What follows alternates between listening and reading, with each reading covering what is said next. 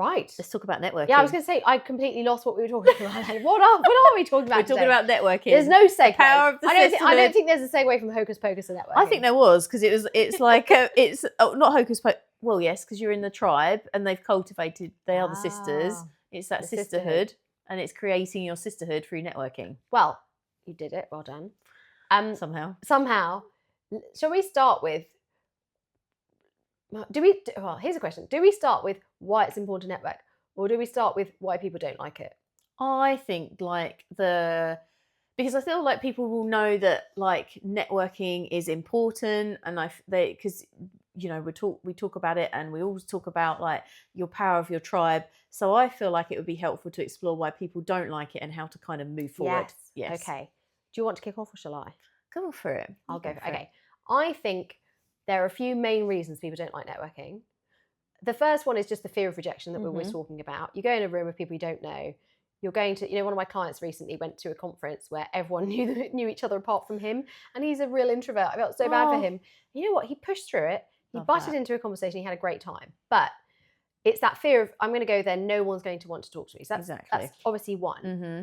Another one is it can feel quite transactional, and people can just feel a bit icky about that. And I think today we can really talk about how to get over that, but it can feel transactional and unpleasant. It also can just take a lot of time. Yes. So if you're busy doing your job or running your business, and I run a mentoring group for female entrepreneurs, and often they'll just say, oh, I know I need to do more of that, but it's never the priority. Yes. So it can seem time consuming, and because you don't get necessarily an instant result. Like, I see networking as a real investment. Some of your networking now won't pay off for 2-3 years. Exactly. That it just is very, very easy. If you don't love it, which most people don't, it's very easy to just keep deprioritizing it. Exactly. And it is because it's that slow burn. And like anything in life, it's about building that relationship, building that trust. Like we said, we've been in the same room as like Camilla like many times. And mostly as well, it's because of my disorganisation. And I've been like, I must get round to that. I must get round to that. Yes. But it's taken like at least 6 months, 12 months for me to get round to actually going, right, now is the time I need to do that and have that conversation and being in the same room. But I feel like a great starting point to start doing like networking is to put yourself in the right room. Not only in the right room that you will make useful connections, even if they are a slow burn, but the right rooms where you're going to feel more confident about networking in the future. So what would make something a right or a wrong room for someone? I feel like, so it will be you can get a sense of like by the networking group, say name, or like the locations, I would maybe even say, and the kind of people that attend, the kind of businesses, you'll get a gut feeling as to whether it's going to be your vibe or not. Oh, well, that's so funny because we met through Breakthrough Women. Yes. So already the name. Yes. And I think that was my first event with Breakthrough. Was it your first event? It was, I think like it was definitely, it wasn't my first one, but it was the first one of that smaller size. And then it was at the lovely Balfour Winery, which I love going to. And shout out to Do and Seb. Brilliant. Do and Seb. I can't wait to tell Deb I called her that. Sue and Deb. Sue and Deb for their amazing networking events. Yes. So there was, you're right, it seemed like a setting that we would both enjoy and the kind of event we were both like. Yes. And then we went, and I met several people I like there, but and you and I had this kind of instant connection. So you immediately feel like you're going into like a warm environment. You're not going into something that you're immediately more of an outsider in. Exactly. So you're not going to a flipping like 7 a.m. in the city. Oh my God. And people keep inviting me to networking at 6:30 or 7 in the morning. That's the other thing. I just think, who is going to this? But I suppose it's room. The morning people are going to them. Yes. Is it the right name? Is it the right location? Is it the right time? Are people going to get your best self? You will not get my best self at 7 a.m. No, I'm just like, dude, who's doing it? I just can't do it. And I get why we're doing it, because it's like, it's for those busy people that can do it before like they go to work, they can get that done. And then if people are doing lunchtime events, it's before like the women who have children will go and pick them up. Evening ones. So yes, there will be different events at different times, but it's finding the one that works for you and also your peak energy as well. Yes. And yeah, absolutely. It's like we also talk about setting yourself up for success. So it's going to be a nice venue at a nice time. Often I think an important thing is that it's covering a topic that's of genuine interest to you. Yes. Because then not only will you get something out of hearing the speakers, for example, if there's a speaker at this event, but you will naturally have a topic to discuss with the other people. Sometimes you see people target events for networking, but they're not actually that interested in the topic, and then they don't have that common ground to discuss with the people there. It's a bit more forced. Exactly. And if you can go in and establish common ground quickly, that immediately makes you feel more comfortable, and it just makes you feel like, okay, this isn't as bad as I thought. And I think as well, when you start that networking, when you go into, not only is it the right room, but when you go into that room, don't be in a rush to immediately like run into like the first conversation. There's nothing wrong with sort of just taking in fact, you look more like powerful and in control if you come in the room and you stand and you assess and you look around and you get the lay of the land, and it sends a very powerful message to everyone else in the room, and also it helps you just take a moment and see like, okay, where do I want to be? Well, you can pick up people's energy. Exactly. Feel who's receptive. Now, I'm obviously very extroverted, but when I was younger, I was still terrified of networking because it's still that rejection. What will people think of me? So my thing would be, I would go straight to where they were serving tea and coffee because people will go there. And my rule was, I speak to whoever's next to me in the queue, which I actually still do now. Yeah. And so that immediately got me into a conversation with someone. And often the person who you're talking to is also feeling a bit awkward. Exactly. So they're actually really grateful that you've just started a conversation with them, versus if you butt into, which I've also done, butt into people's conversation where it turns out they're three best friends who haven't seen each other in months. They want to share their gossip about somebody else. And then you're just randomly going in going, oh, hello, pleased to meet you, I'm Emily. And then you're like, get out of my conversation. And we're just getting to the juicy bit of this conversation. So actually finding people who are on their own. And chatting with them, they'll be so grateful for you doing that as well. Exactly. And the tea stand is really great, or the breakfast queue, because all people eat food and they will have some kind of treat. You know, you can just be like, oh, I'm dying. I'm so thrilled. I get a cup of tea, or my gosh, look, this breakfast spread looks really great. What are you thinking of having? Because I can't make a decision. And like just being really sort of casual. Just ease into it. Exactly. And that is very key, I think, as when you're actually starting to go into that interactions, people by people. And it's honestly like most like networking conversations, it's not even to start off by like, how are you used? The worst conversations are, how are you useful to me? And how am I useful to you? And I hate it when people will come up to me and they're like, oh, so what do you do? I do this. And I just want to know more about the person. I want to know what lights them up. I want to know what makes them tick, because that really establishes that real connection. Well, what you've hit on there is showing genuine curiosity. Because people often come to me who need coaching in their careers and they know they need to network, but they feel really uncomfortable doing it. And often it's because it feels really transactional. So I will say to them, right, go to this event and your only goal is to be curious about people. That's literally it. You're not trying to get anything back. Just go around and show genuine interest to people. And yes, it might be asking them about their work, but it just seeing what lights them up. Or a great question is, what brought you here today? Because that could be many things that they say to that. And show genuine curiosity, really listen, ask some follow-up questions. That's how you build real connection. You don't, because people say, I don't have an elevator pitch. No one wants you to go up and say your name and give your elevator pitch. So the first thing I say is just like, go and be really curious about people. Try and find out interesting things. Maybe then start introducing other people to each other, even at that event. You might say, oh, actually, have you spoken to Julia? She's a perfect person to talk to about this. So you could even become more of a connector. And when you make that focus about other people, you just also feel less self-conscious. Exactly that. And then again, that's that right room thing. If you're worried about like not having an elevator pitch, networking events where you all sit around the table and then you take 30 seconds to stand up and do your pitch, that's probably not one for you.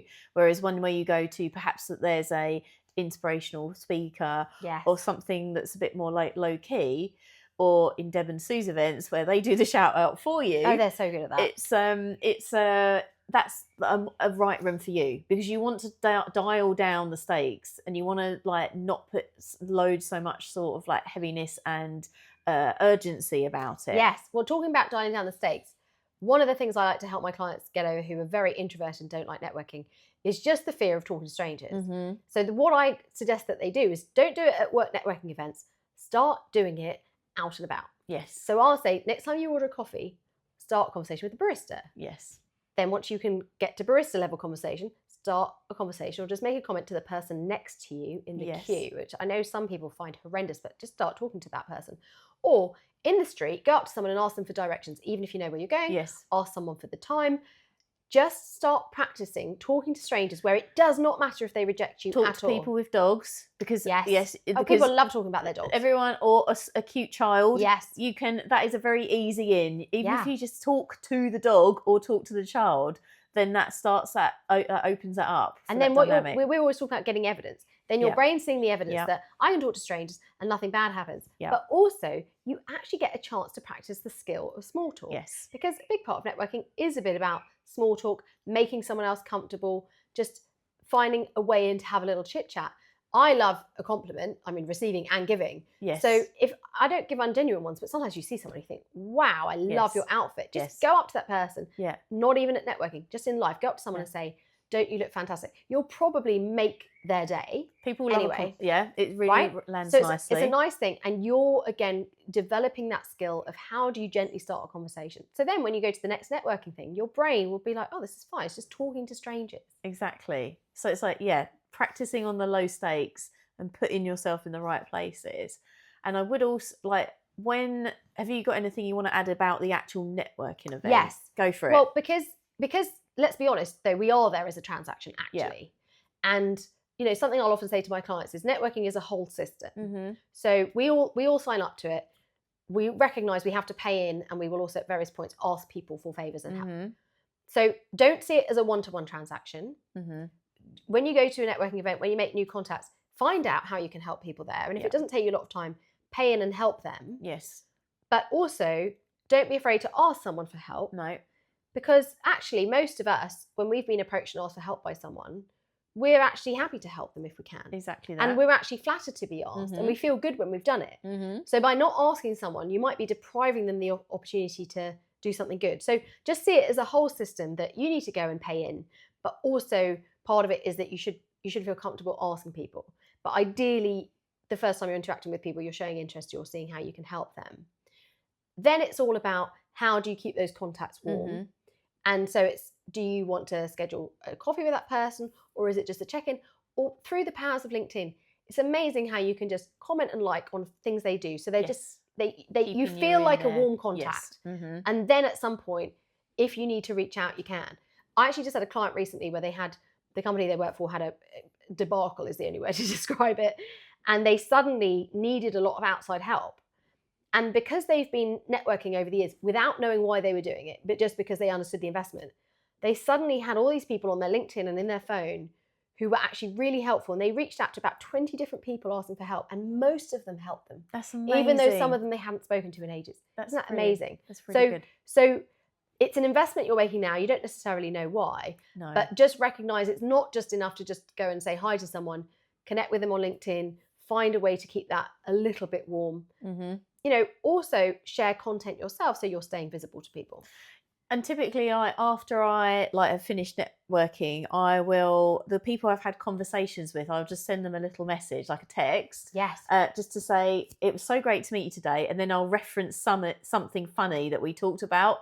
Or it'll be like, I saw this Instagram reel, and it really made me laugh because it made me think about like when we talked about that other podcast. Yes. Or something like that. And it's amazing how you can build that connection. And most people, they get networking as a longer burn, and really they're just happy to sort of connect and like establish that connection.